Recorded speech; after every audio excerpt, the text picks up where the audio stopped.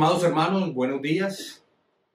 Como el apóstol Pablo, en medio de sus cárceles, en medio de su confinamiento, le escribió a su amado hermano Timoteo: acuérdate de Jesucristo, del linaje de David, resucitado de los muertos conforme a mi evangelio, en el cual sufro penalidades, hasta prisiones a modo de malhechor, mas la palabra de Dios no está presa, le escribía el apóstol Pablo.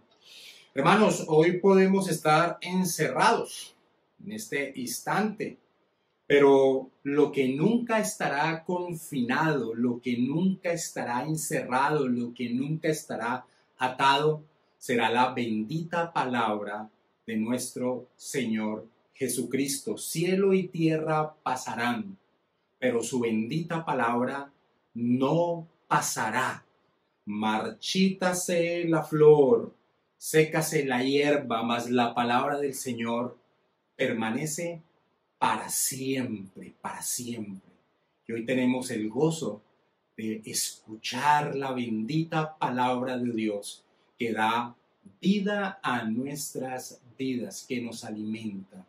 Vamos, mis hermanos, juntos a entonar un himno y a prepararnos para recibir su bendita palabra.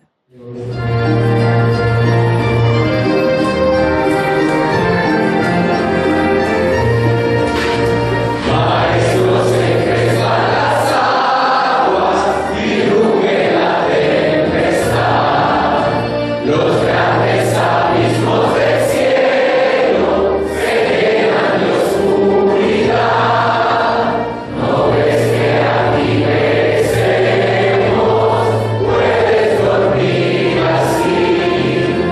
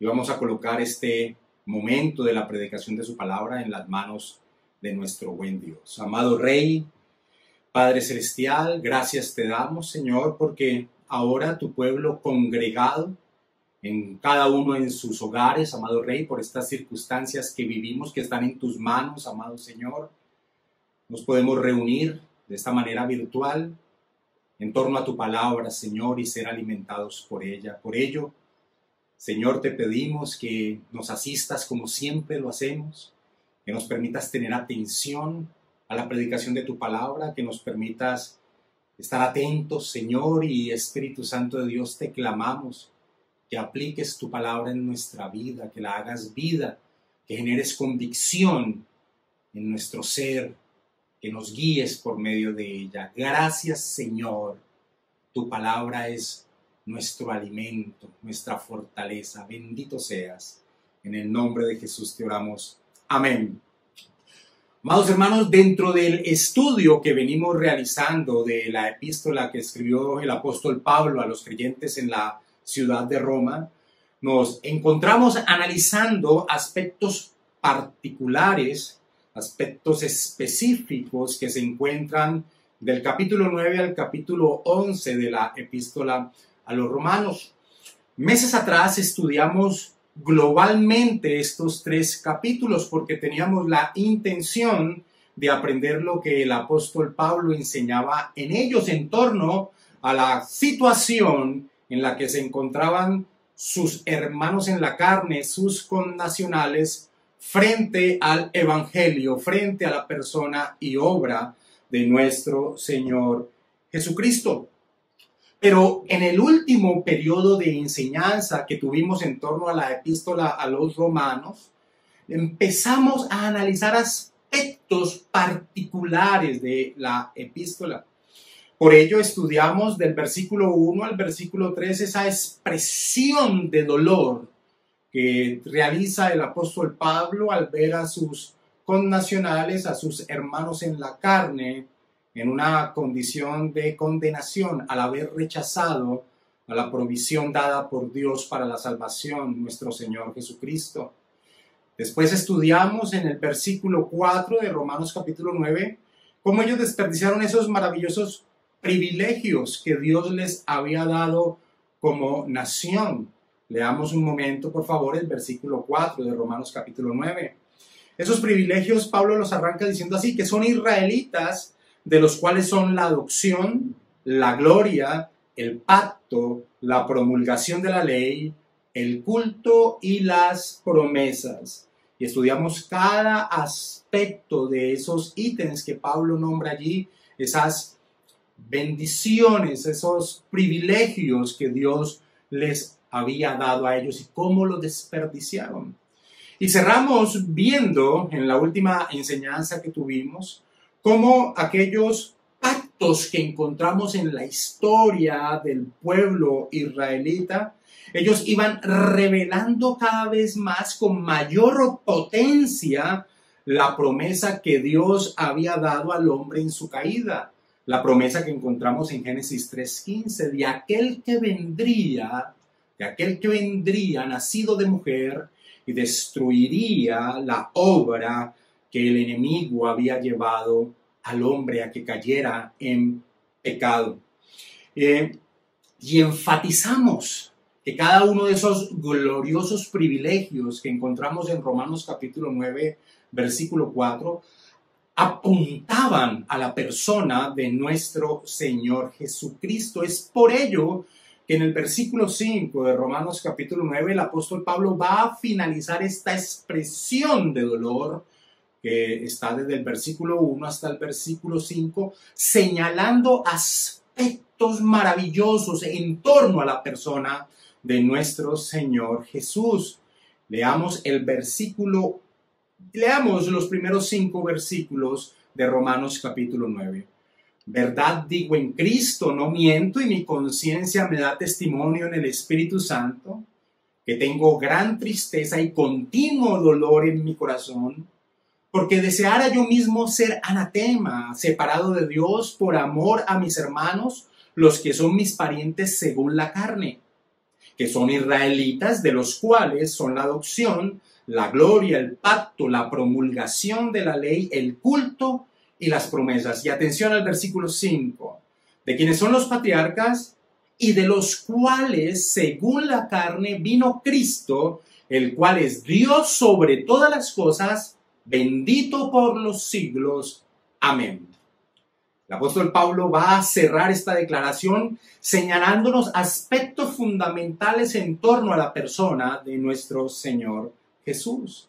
Él señala como el último privilegio que nombra aquello que los judíos habían despreciado a la persona de Jesús. Los judíos habían despreciado a aquel que había sido prometido.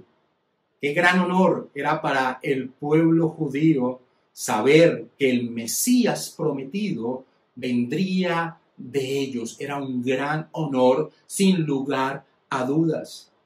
Cuando el Señor Jesucristo habla con la mujer samaritana, en ese pasaje que encontramos en Juan capítulo 4, Él les señala mostrándole su ignorancia en torno a la forma en que los samaritanos adoraban a Dios. Y al señalarles su ignorancia le dice lo siguiente, esto lo encontramos en Juan 4:22. Vosotros adoráis lo que no sabéis. Nosotros adoramos lo que sabemos, y dice, porque la salvación viene de los judíos, porque la salvación viene de los judíos. Sin lugar a dudas, era un gran honor para ese pueblo que de ellos, de su linaje, viniese aquel que había sido prometido a la humanidad entera, aquel que aplastaría a la serpiente bajo sus pies. El mismo Juan Calvino, que no era ningún defensor de los judíos, para nada lo era, expresa este gran privilegio que ellos tenían y que Pablo señala aquí rematando esa declaración de dolor en torno a sus hermanos. Calvino decía, para completar su elogio en pro de los judíos, ha querido mencionar esta alabanza diciendo que Cristo descendió de ellos. En verdad no es algo de poco valor el unirse por consanguinidad, según la carne, con el Redentor del mundo. Ciertamente, si Cristo ha honrado en general a toda la humanidad uniéndose a nosotros por una comunión natural, mucho más honra a aquellos con los cuales ha querido tener un lazo de unión más estrecho. Ahora, Calvino aquí señala el problema.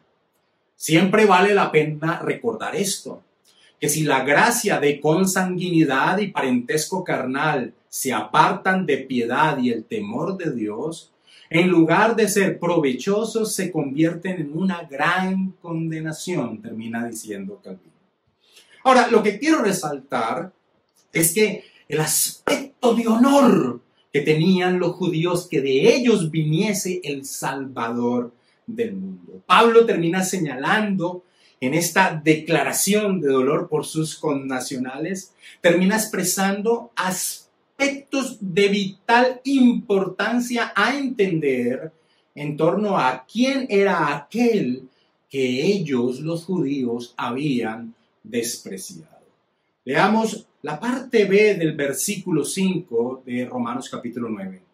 Y de los cuales, según la carne, vino Cristo.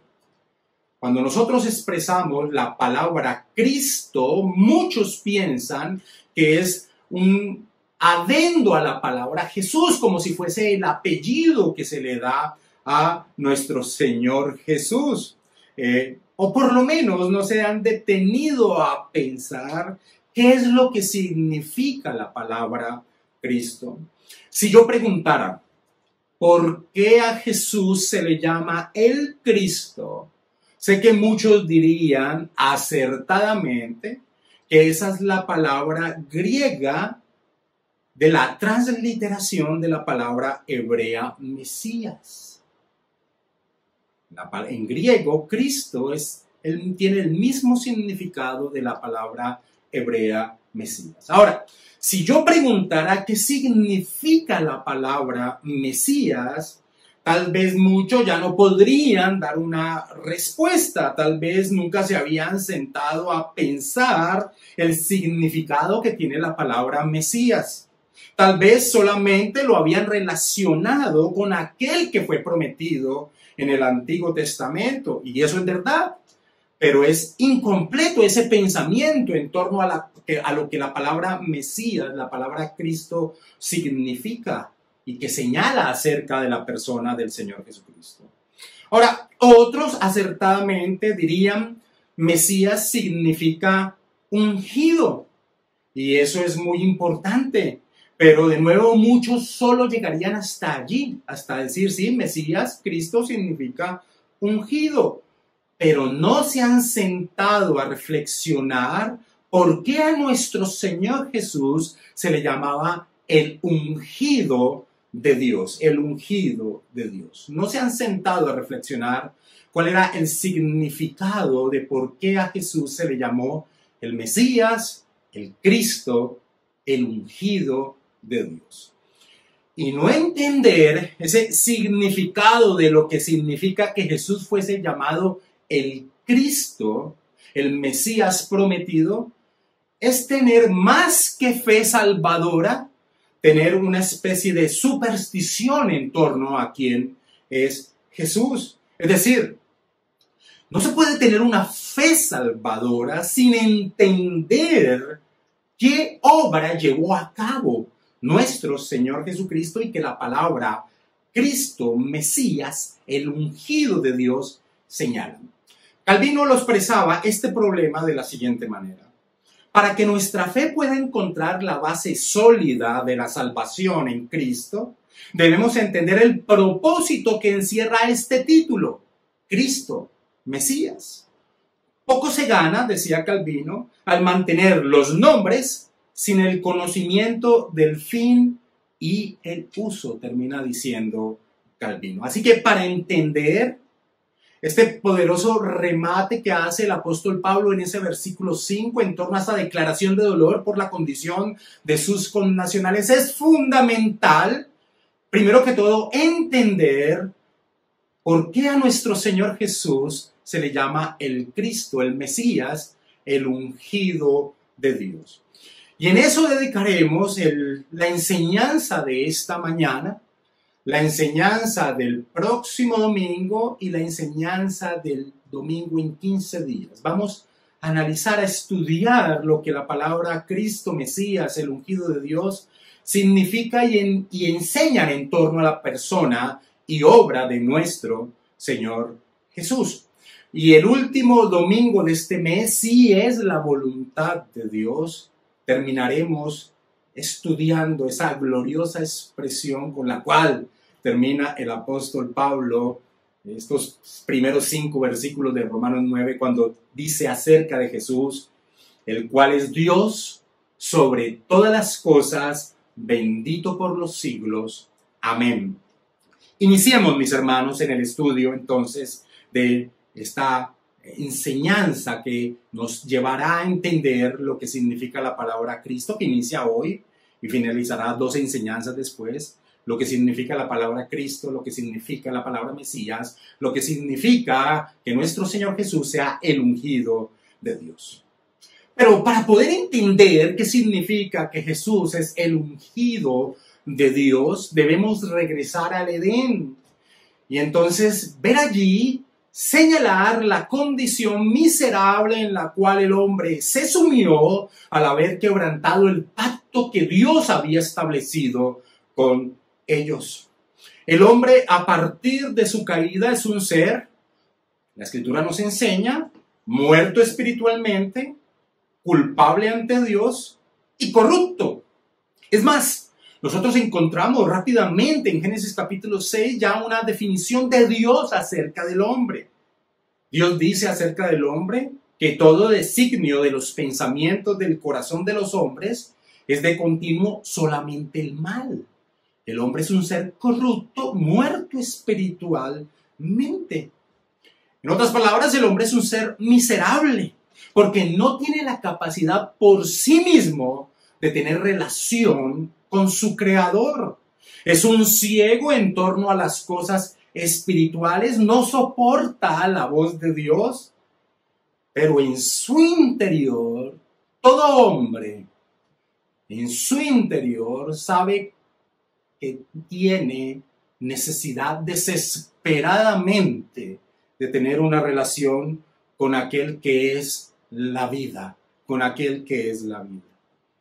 ¿Qué hacer en torno a esa miserable condición? Nosotros podemos encontrar una ilustración de la miserableza de la condición del hombre y su desesperación en poder entender su condición de miserableza en lo que aconteció con Job. Todo lo que acontece con Job y el estado en que lo encontramos hacia mitad del libro de Job, después de lo que el inicio del libro nos enseña que aconteció con él, ese estado que a nuestros ojos claramente es miserable, es una buena ilustración de la condición miserable del hombre. Y en esa condición, Job pudo llegar a expresar lo que él necesitaba. Él necesitaba entender por qué de esa situación. Pero en su distancia con Dios, entonces él alcanza a expresar lo que él necesitaba. Él dice, y esto se encuentra en Job capítulo 9, versículo 32 al 35, hablando de Dios, dice: porque no es hombre como yo, para que yo le responda y vengamos juntamente a juicio. No, hay una separación entre Dios y el hombre. Él dice en el versículo 33, no hay entre nosotros árbitro, un mediador, que ponga su mano sobre nosotros dos. Quite de mí su vara y su terror no me espante. Entonces hablaré y no le temeré. Es impresionante que Job pudiese llegar a expresar que él necesitaba un mediador entre Dios y él en torno a comprender su situación. Él alcanza a expresar en medio de su evidente miserableza esa necesidad de un mediador entre Dios y él. Y hermanos, todos los hombres en nuestra condición natural necesitamos un mediador entre Dios y nosotros. El hombre necesita uno que le traiga la palabra de Dios, que hable de parte de Dios, y esto porque es un muerto espiritual. El hombre necesita uno que medie en torno a su culpabilidad ante Dios, porque es un ser condenado. El hombre necesita uno que lo rija, uno que le dirija por el camino que debe transitar, pues es un ser en una condición miserable que necesita ser transformado. El hombre en su estado natural necesita uno que cumpliera la función de profeta, sacerdote y rey. Uno que cumpliera la función, el oficio de profeta, sacerdote y rey. Y eso es lo que encontramos en el desarrollo de la historia de redención que Dios les dio al pueblo en torno a la manera de relacionarse con él. Dios les dio profetas que le transmitieran al pueblo lo que Dios les demandaba, lo que Dios advertía, lo que Dios señalaba. El profeta traía la palabra de Dios al pueblo. El pueblo necesitaba un sacerdote que pudiera ofrecer sacrificios representando al pueblo ante Dios. Y el pueblo necesitaba un rey que lo gobernara, porque ellos eran incapaces de guiarse por sí mismos, como bien lo aprendieron en la época de los jueces, cuando claramente se repite el estribillo: no había rey en Israel, cada uno hacía lo que bien le parecía. Cada uno de estos oficios iniciaban con la señal de ser ungidos con aceite. De allí la palabra el ungido.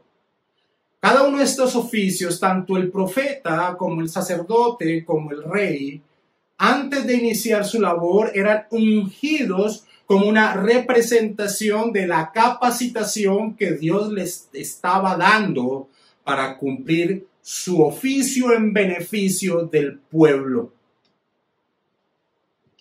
Pero como veremos, cada uno de estos mediadores entre Dios y el hombre que encontramos en la historia del pueblo israelita, solo eran sombras del único mediador entre Dios y los hombres, como lo expresa el apóstol Pablo en Romanos capítulo 9, versículo 5, que quiero que allí, por favor, me acompañen a este pasaje. Primera de Timoteo capítulo 2, versículo 5. Primera de Timoteo capítulo 2, versículo 5. Por favor, acompáñenme a ese pasaje.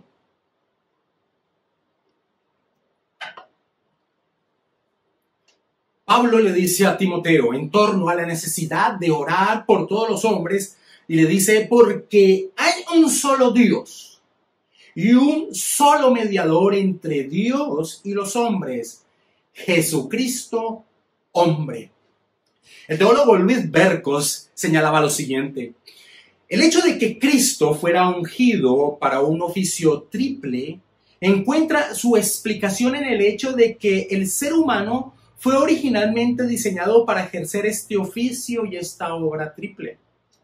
Al ser creado por Dios, él era profeta, sacerdote y rey. Y como tal fue dotado con conocimiento y entendimiento, con rectitud y santidad, con dominio sobre la creación inferior. El pecado afectó la totalidad de la vida humana y se manifestó en sí no solo como ignorancia, ceguera, error y falsedad, sino también como injusticia, culpa y polución moral. Y en adición a eso, como miseria, muerte y destrucción.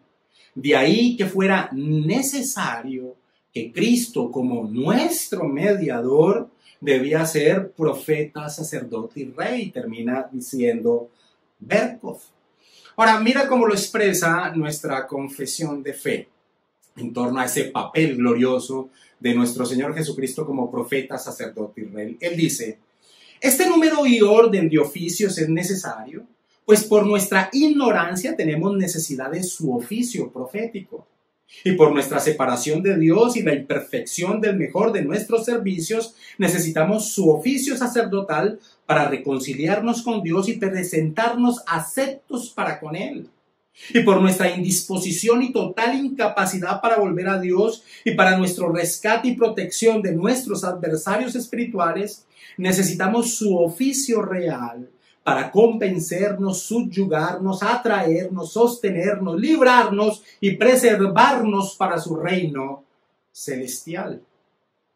Es por eso que nuestro Señor Jesucristo, antes de iniciar su ministerio terrenal, fue ungido con el Espíritu Santo en su bautismo, porque debía ser capacitado en su naturaleza humana, debía ser capacitado con el Espíritu Santo para ejercer plenamente su oficio como mediador.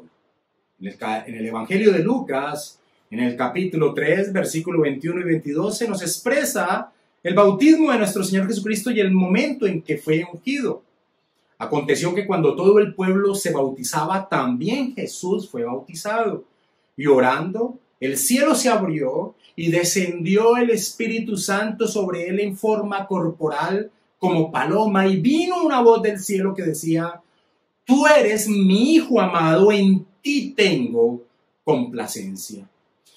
Y no es casualidad que Lucas, inmediatamente después de señalar la genealogía de nuestro Señor Jesucristo, inmediatamente después, cuando empieza a narrar el inicio del ministerio de nuestro Señor, diga, en Lucas 4, versículo 1, Jesús, lleno del Espíritu Santo, volvió del Jordán y fue llevado por el Espíritu al desierto.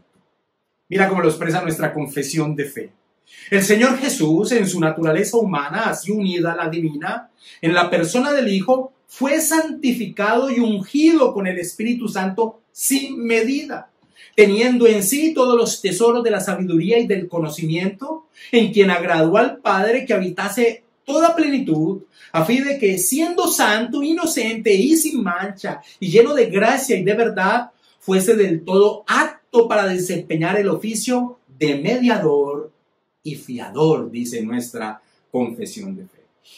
En el día de hoy, en lo que falta de esta enseñanza, quiero centrarme en el oficio de nuestro Señor Jesucristo como profeta. Como profeta. El próximo domingo veremos el oficio de nuestro Señor Jesucristo como sacerdote. Dentro de 15 días veremos el oficio de nuestro Señor Jesucristo como rey. Como he dicho, finalizaremos este mes, si es la voluntad de Dios, estudiando esa gloriosa expresión de Pablo de que Jesús es Dios sobre todas las cosas, bendito por los siglos. Amén. Amados hermanos, el pecado crea una brecha entre Dios y los hombres. No hay relación alguna, se está muerto espiritualmente, y eso lo que nos señala es que el hombre en su estado natural es un ser en tinieblas en torno a la verdad de Dios. En otras palabras, podríamos resumir diciendo que el hombre es un ser ignorante. El apóstol Pablo lo señala así en la primera carta a los Corintios, en el capítulo 2, versículo 14, hablando de la condición del hombre frente a la verdad de Dios. El apóstol Pablo dice, pero el hombre natural no percibe las cosas que son del Espíritu de Dios, porque para él son locura. Y dice Pablo, y no las puede entender, no percibe, no las puede entender, porque se han de discernir espiritualmente. El hombre es un ignorante en torno a las cosas de Dios, es un ser en tinieblas. Así que el hombre necesitaba un mediador, alguien que le trajera el mensaje divino y se lo expresara. Y así lo experimentó el pueblo de Israel. En el Sinaí, cuando Dios los había librado de la esclavitud, ellos en su estado caído eran incapaces de soportar la voz de Dios. Cuando Dios habló en el monte Sinaí entregando su ley, ellos se llenaron de terror, de pavor, y le pidieron a Moisés que fuese un mediador entre Dios y ellos. Éxodo capítulo 20, versículos 18 y 19 dice, todo el pueblo observaba el estruendo y los relámpagos y el sonido de la bocina y el monte que humeaba, y viéndolo el pueblo temblaron y se pusieron de lejos. Y dijeron a Moisés, habla tú con nosotros y nosotros oiremos, pero no hable Dios con nosotros para que no muramos. Moisés cumple esa labor con el pueblo. Él traía la palabra de Dios al pueblo. Y en medio de esa labor de profeta que ejerció Moisés con el pueblo, hizo una promesa. La promesa señalaba que en el futuro Dios levantaría un profeta como él. Uno que sus palabras no serían escuchadas. Aquel que lo hiciera, que no escuchara las palabras de aquel profeta, sería desechado por Dios. Esta promesa la encontramos, más bien esta profecía la encontramos en Deuteronomio capítulo 18, versículo 15 al 19. Allí Moisés le dice al pueblo, profeta de en medio de ti, de tus hermanos, como yo, te levantará Jehová tu Dios. A él oiréis, conforme a todo lo que pediste a Jehová tu Dios en Horeb, en el día de la asamblea, diciendo, no vuelva yo a oír la voz de Jehová mi Dios, ni vea yo más este grande fuego para que no muera. Y Jehová me dijo, han hablado bien lo que han dicho. Profeta les levantaré de en medio de sus hermanos como tú, y pondré mis palabras en su boca, y él les hablará todo lo que yo les mandare. Mas a cualquiera que no oyere mis palabras que él hablare en mi nombre, yo le pediré cuenta. Desde ese instante, desde ese momento, el pueblo esperaba la llegada de ese profeta prometido por Dios. Los profetas que continuaron en la historia de la redención solo eran una sombra de aquel profeta que habría de venir. Era una sombra en este sentido. El mensaje que ellos traían al pueblo era un mensaje que en su conjunto se centraba en la promesa de aquel que había sido señalado en Génesis 3:15. Y aunque no podían tener aunque no tenían la capacidad de ver cómo su profecía en muchas ocasiones se apuntaba hacia aquel que vendría, sino que sus profecías también se enfocaban en aspectos que se desarrollaban en su tiempo, ellos sabían que lo que estaban profetizando iba más allá de su temporalidad, de su momento. Así lo señala el apóstol Pedro en la primera carta que escribe en el capítulo 1, versículo 12. Pedro dice: a estos, hablando de los profetas, se les reveló que no para sí mismos, sino para nosotros, dice Pedro, administraban las cosas que ahora son anunciadas por los que han predicado el Evangelio por el Espíritu Santo enviado del cielo, cosas en las cuales anhelan mirar los ángeles. Pedro está diciéndonos que los mismos profetas sabían que lo que ellos profetizaban iban más allá de su temporalidad, de sus acontecimientos que se relacionaban en torno a sus tiempos. Ellos lo sabían.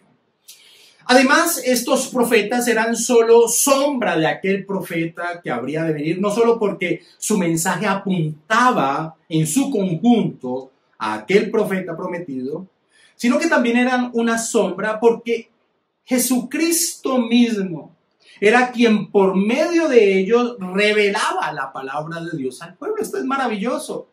En ese mismo pasaje de 1 de Pedro capítulo 1, pero ya en el versículo 10 y 11 dice: los profetas que profetizaron de la gracia destinada a vosotros inquirieron y diligentemente indagaron acerca de esta salvación, escudriñando qué persona y qué tiempo indicaba el Espíritu de Cristo que estaba en ellos. Voy a volverte a repetir. Escudriñando qué persona y qué tiempo indicaba el Espíritu de Cristo que estaba en ellos, el cual anunciaba de antemano los sufrimientos de Cristo y las glorias que vendrían tras ellos. Era el mismo Cristo quien antes de su encarnación estaba llevando a través de estos profetas que solo eran sombra de él que habría de venir. Era el mismo Cristo quien enseñaba, quien traía el mensaje de Dios al pueblo, lo que expresa el apóstol Pedro en esta primera epístola, en este capítulo 1.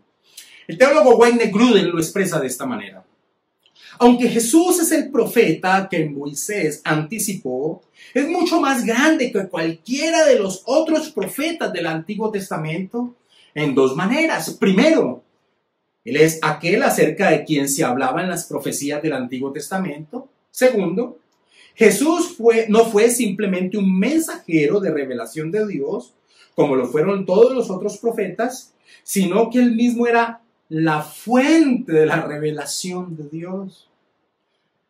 Hermanos, la segunda persona de la Trinidad es el Verbo eterno.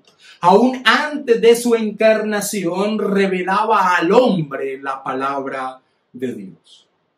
Y la expectativa de aquel que habría de venir, de aquel profeta prometido por Moisés, se encontraba presente cuando nuestro Señor Jesucristo vino a cumplir su ministerio terrenal. Después de haber multiplicado los peces y los panes, las personas que vieron ese milagro expresaron lo siguiente. Así nos lo dice el apóstol Juan en su evangelio. Esto está en Juan 6, 14 y 15. Juan capítulo 6, versículo 14 y 15. Aquellos hombres entonces, viendo la señal que Jesús había hecho, dijeron: este verdaderamente es el profeta que había de venir al mundo.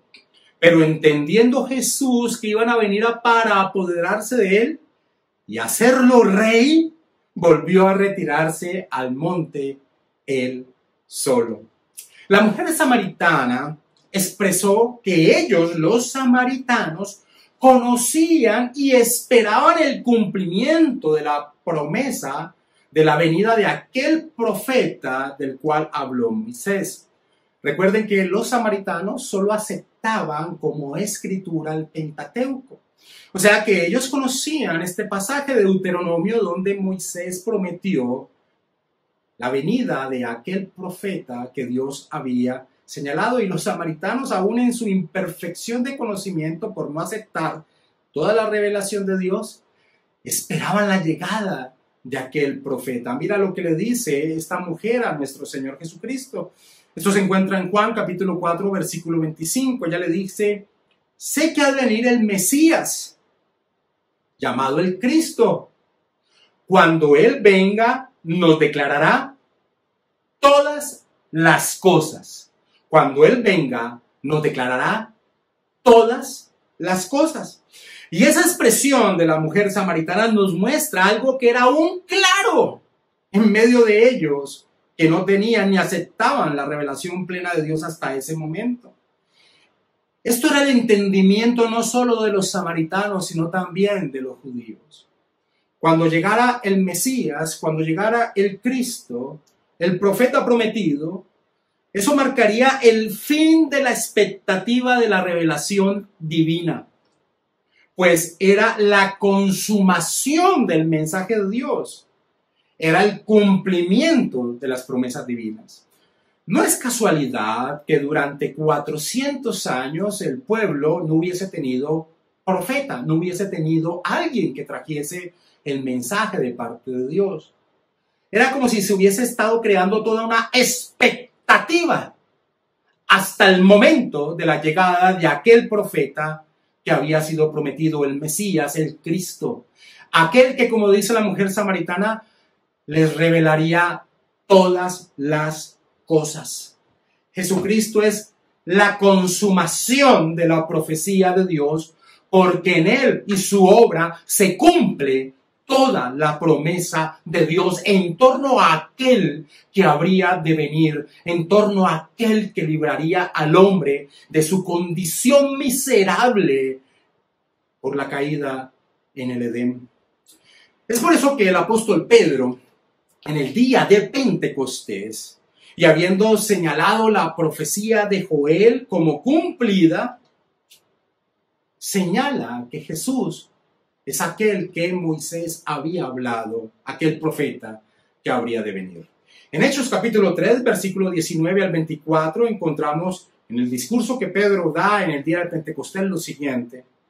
Pedro guía al pueblo a lo siguiente: así que arrepentíos y convertíos, para que sean borrados vuestros pecados, para que vengan de la presencia del Señor tiempos de refrigerio. Y Él envía a Jesucristo que os fue anunciado, y a quien de cierto es necesario que el cielo reciba hasta los tiempos de la restauración de todas las cosas, de que habló Dios por boca de sus santos profetas que han sido desde el tiempo antiguo.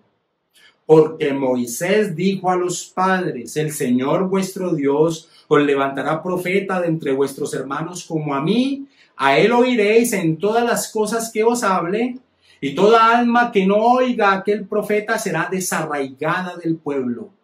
Y todos los profetas, escucha lo que dice Pedro, y todos los profetas desde Samuel en adelante, cuando han hablado, también han anunciado estos días. Pedro también señala en su discurso de Pentecostés que la venida del Señor Jesucristo es el cumplimiento de toda la profecía anunciada en el Antiguo Testamento. Cristo es la plenitud de la revelación. Jesucristo es la manifestación plena de la revelación de Dios. El mismo Señor Jesucristo señaló: escudriñad las Escrituras, les decía a los líderes religiosos que no creían en Él. Escudriñad las Escrituras, porque a vosotros os parece que en ellas tenéis la vida eterna, y dice el Señor, y ellas son las que dan testimonio de mí. El Señor conjuga toda la revelación de Dios y señala que toda ella se apuntaba a Él. Ellas son las que dan testimonio de mí. A la pregunta, ¿qué nos reveló Cristo que no hubiese sido revelado en la profecía que daban los profetas anteriores? Podemos expresar que Cristo revela con toda plenitud su manifestación, su persona, su obra, revela con toda plenitud, sin sombra de ningún tipo, revela la gracia de Dios. Mira cómo lo expresa el apóstol Juan en el capítulo 1 de su evangelio, en el versículo 17. Juan dice lo siguiente: pues la ley por medio de Moisés fue dada, pero la gracia y la verdad vinieron por medio de Jesucristo. La gracia y la verdad vinieron por medio de Jesucristo. Eso que fue anunciado a través de profecías como las que encontramos en Isaías 53, el siervo sufriente, o de sistemas como el sistema sacrificial, o de objetos como el tabernáculo, ahora eran manifestados perfectamente, porque Jesucristo era el mismo Dios hecho carne, aquel cumplimiento de todo aquello que apuntaba a Él. Profecía, objetos, sistemas del Antiguo Testamento apuntaban a la persona de nuestro Señor Jesucristo, como el apóstol Pablo expresa. Toda fiesta religiosa, todo acto religioso del Antiguo Testamento eran solo sombra, esperando la llegada del cuerpo, de la manifestación de aquel que era la realidad, la persona de nuestro Señor Jesucristo. Y es por eso que el autor de Hebreos puede llegar a expresar de una manera directa que la revelación tuvo un tiempo dado por los profetas en la antigüedad, pero que cuando llegó el Cristo se manifestó plenamente la revelación de Dios.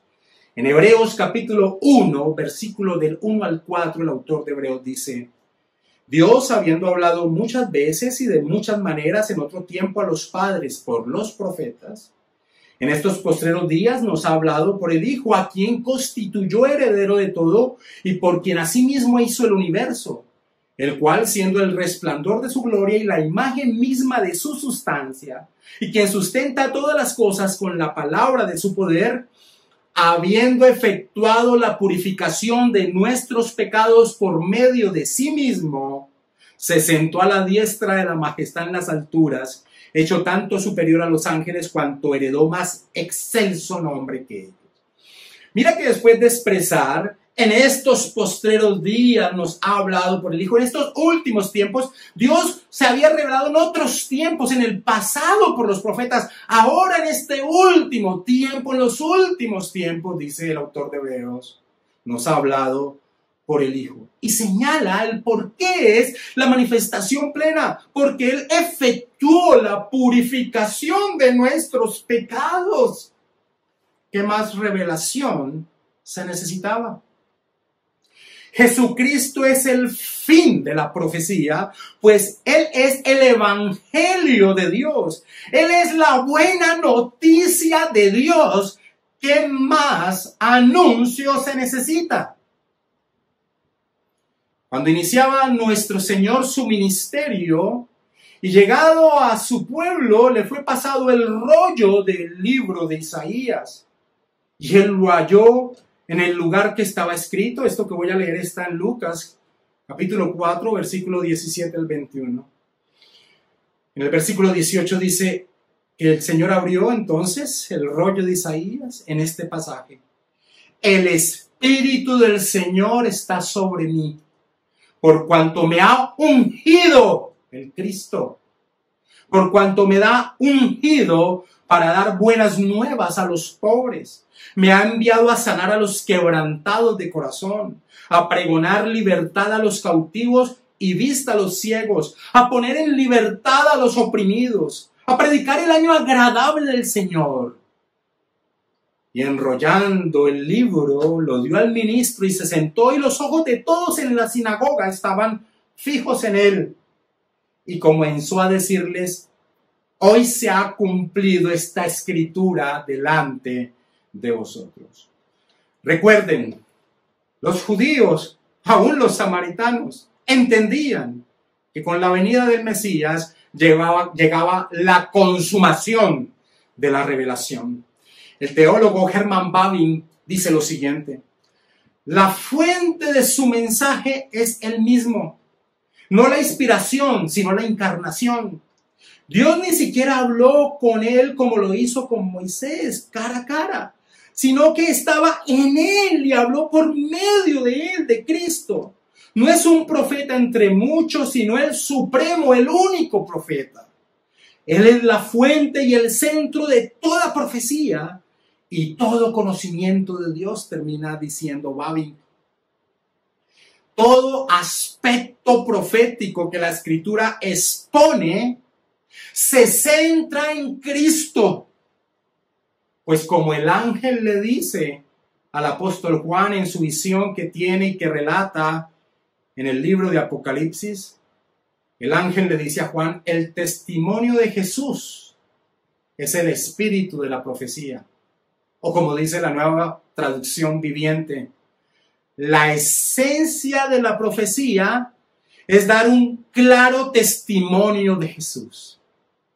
Toda la profecía de las Escrituras apuntaban a la persona de nuestro Señor Jesucristo, quien cuando se manifestó trajo la revelación plena de Dios, Él mismo, la gracia y la verdad de Dios, las buenas noticias, el Evangelio.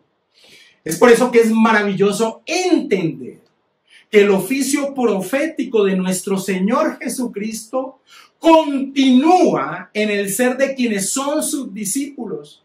Ya no en torno a nuevas revelaciones, porque como hemos indicado, Él, su obra es el centro de la revelación de Dios. Pero Él sigue actuando como profeta por medio de sus discípulos. El ángel que le dio estas palabras a Juan en Apocalipsis también le expresan esta realidad. Acompáñame a Apocalipsis, capítulo 19, versículo 10.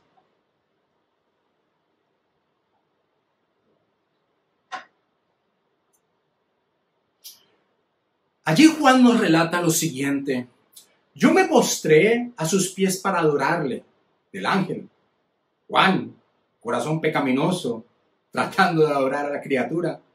Y él me dijo, el ángel le dice a Juan, mira, no lo hagas. Yo soy consiervo tuyo y de tus hermanos, y pon atención a lo que le dice el ángel. Yo soy consiervo tuyo y de tus hermanos que retienen el testimonio de Jesús.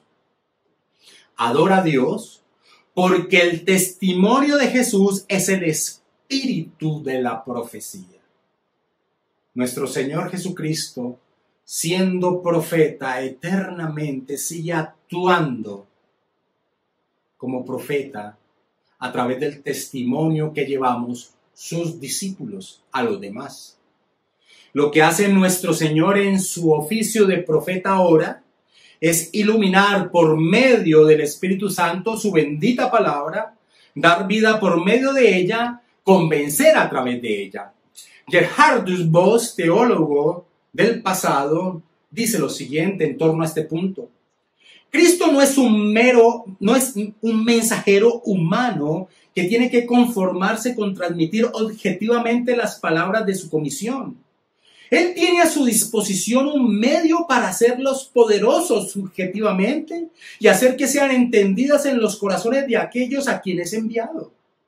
Esto debería destacarse especialmente ahora que Cristo, según su humanidad, ya no está en la tierra. Podría dar la impresión de que, además de su presencia personal, el aspecto más glorioso de su ministerio profético le hubiera sido quitado, como si el que anteriormente hablaba en persona debería ahora dejar que otras personas distintas e inferiores lo representaran. No es este el caso, dice Voss, ya que al razonar de esta manera no se tienen en cuenta al Espíritu Santo, que puede hacer resonar interiormente la voz de la palabra y aplicarla de tal manera que en sus mensajeros uno oiga al propio Cristo como profeta.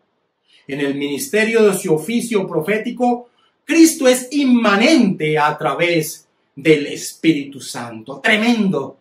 Nuestro Señor sigue actuando por medio de sus discípulos, pero no meramente como alguien que lleva su mensaje, sino que Él actúa con poder por medio de ellos a través de la obra de su Santo Espíritu. ¿Cuáles son las implicaciones de este oficio profético de nuestro Señor Jesucristo? Una primera implicación que podemos traer es que debemos disfrutar del privilegio de escuchar la voz de nuestro Señor Jesucristo. ¿Cómo? El teólogo Greg Nichols dice: debemos dar gracias a Dios por la Biblia, ya que a través de ella tenemos el privilegio de sentarnos bajo el ministerio profético de Cristo.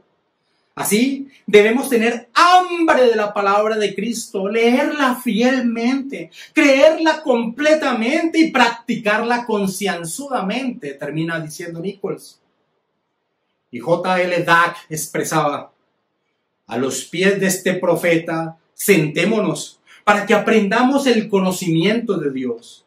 Con María, tomémonos nuestro lugar allí, dejando las incómodas preocupaciones del mundo y abriendo nuestros oídos y nuestros corazones para recibir sus instrucciones celestiales. Pedro, Santiago y Juan, que vieron su forma gloriosa en el Monte Santo cuando la visión brillante había pasado, quedaron en posesión del mandamiento divino: escuchadle. Tomemos esta dirección como guía de nuestro camino, hasta que seamos admitidos a la visión más brillante de su gloria, de la cual la primera no era más que una sombra, termina diciendo Dack. Hay otra implicación, además de gozarnos de participar de sus enseñanzas por medio de la lectura y meditación de las Escrituras. Otra implicación es una implicación de señalamiento, de juicio. ¿Qué más revelación necesitamos? ¿Necesitaremos nueva profecía? Amados hermanos, quienes buscan sus supuestas nuevas profecías, lo que hace es menospreciar a aquel que fue el profeta prometido, la consumación de la profecía, Jesucristo, el Señor de gloria, el Cristo, nuestro profeta perfecto. Buscando nuevas revelaciones es un menosprecio a su oficio profético. La iglesia romana desprecia el oficio profético de Cristo al señalarse capacidades de recibir nuevas revelaciones de parte de Dios. Y lo mismo tristemente ha sucedido con muchas supuestas iglesias evangélicas de corte carismático y pentecostal que siguen afirmando que hay nueva revelación de Dios. Esto tiene como implicación un desprecio a aquel que es el profeta perfecto, nuestro Señor Jesús, el Cristo, el ungido de Dios. Spurgeon, ya en su tiempo, empezaba a ver cómo muchos cristianos evangélicos que siempre han estado en la historia, tristemente, de la iglesia, empezaban a traerle supuestas nuevas profecías. Y él, con esa capacidad que Dios le dio de ironía, señalaba a lo cual nos sumamos todos los que entendemos la consumación de la profecía en Cristo. Spurgeon decía: tenga cuidado de no imputar las vanas imaginaciones de su fantasía al Espíritu Santo. He visto al Espíritu de Dios deshonrado vergonzosamente por personas, y espero que estuvieran locas, que han dicho que esto y aquello les ha sido revelado por Dios. En los últimos años no ha habido una sola semana en la que no me hayan molestado con las revelaciones de hipócritas o maníacos. Algunos medio lunáticos son muy aficionados a venir a verme con mensajes del Señor para mí, y les ahorraría algunos problemas si les digo de una vez por todas que no voy a escuchar ninguno de sus estúpidos mensajes. Nunca sueñe que los eventos que se le revelan por medio del cielo o pueden llegar a ser como uno de esos idiotas que se atreven a imputarle sus locuras flagrantes al Espíritu Santo. Si usted siente tal ardor en su lengua por decir tonterías, atribúyaselas al diablo, no al Espíritu de Dios. Cualquier cosa que el Espíritu deba revelarnos ya está en la palabra de Dios, pues Él no añade nada más a la Biblia y nunca lo hará. Dejemos que las personas que tienen revelaciones de esto, aquello y lo otro, vayan a la cama y despierten en sus sentidos. Solo me gustaría que siguieran el consejo y no insultaran más al Espíritu Santo al mentirle con sus tonterías, termina diciendo Spurgeon, a lo cual nos adherimos a esas palabras. ¿Cuál es la aplicación del entendimiento del oficio profético de nuestro Señor Jesucristo? ¿Cuál es la aplicación? ¿Cuál es nuestra responsabilidad ante dicha doctrina del oficio profético de Jesús? Amados hermanos, debemos entender que cada oficio que nuestro Señor Jesucristo cumple, nosotros al estar unidos con Él por su Santo Espíritu, se convierte en nuestro oficio. Herman Bavinck decía, los creyentes, por lo tanto, todos se llaman a sí mismos por el nombre de Cristo. Todos nos llamamos cristianos, ya que este no es el nombre personal e histórico, sino el oficial, dice Bavinck. Y en comunión con este Cristo son ungidos los creyentes como profetas, sacerdotes y reyes. Así que en el oficio de profecía, nosotros deberíamos abrir nuestras bocas y decir, así dice el Señor, tomar la Escritura y proclamar el Evangelio a todo el que Dios coloque en el camino de nuestra vida, en nuestro día a día, con quien podamos compartir a diario. Amados hermanos, esta es la doctrina del oficio profético de nuestro Señor Jesucristo. Entendámosla, arraiguémonos en ella y vivamos entonces cumpliendo nuestra labor. Dios los bendiga, amados hermanos.